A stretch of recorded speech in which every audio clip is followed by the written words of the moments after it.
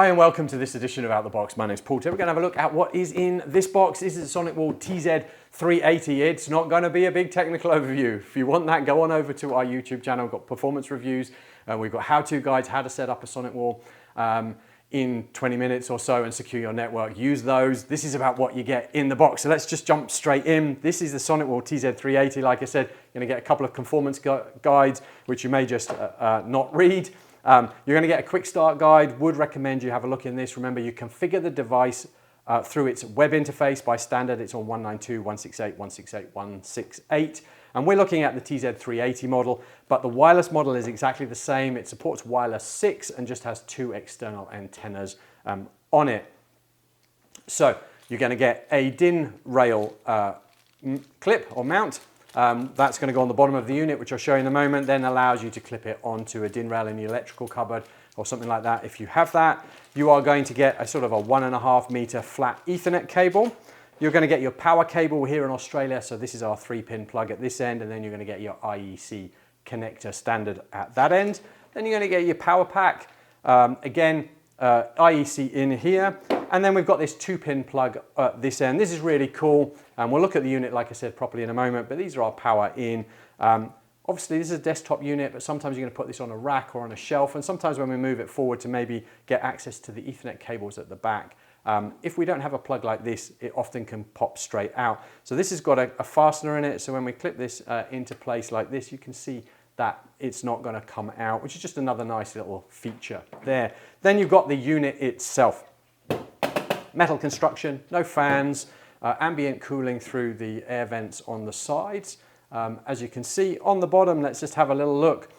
We have got our memory slot.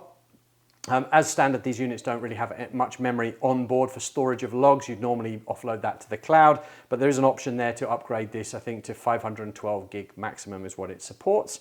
We've got our 2 screw holes here for our DIN rail mount, and if we want to do wall mount it, so you get 2 protruding screws on your wall, then you put those in and then obviously pull it down and clip it into place.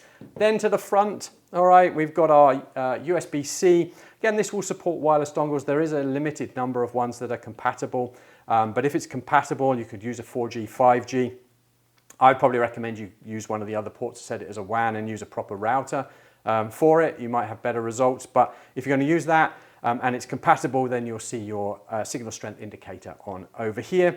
Here are your indicator lights showing the status of the unit and everything that's going on with it, and all of your network ports across here. We've got 10 of them, 2 SFPs and 8 Ethernet, which we'll have a look at a moment. So let's turn that over. That's the bit you probably really want to have a look at. So we've got our USB, again, if we're wanting to have some compatible units on there for dongles. We've got a micro USB here for console, if you want to do a little bit of console or get out of trouble if you've maybe locked yourself out. We've got our 2 SFP ports. Now these support 5 gig, 2.5 and 1 gig.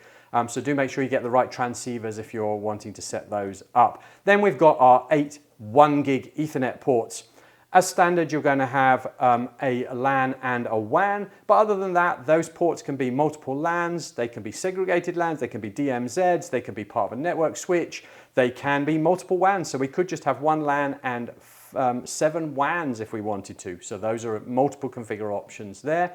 We've got our 2 power in. Only 1 power pack in the kit that you buy, or buy when you come to the box, so you could buy a spare one, going to give you failover if you want to. And there you have got your final pin there for your earthing. Obviously I think there's a reset hole there as well. Hopefully that's been useful. Have a quick look. Like I said, plenty more box openings on network, firewall, wireless and camera security over on our YouTube channel, and how-to guides, performance reviews as well on the SonicWall range. So head on over there, subscribe and stay up to date.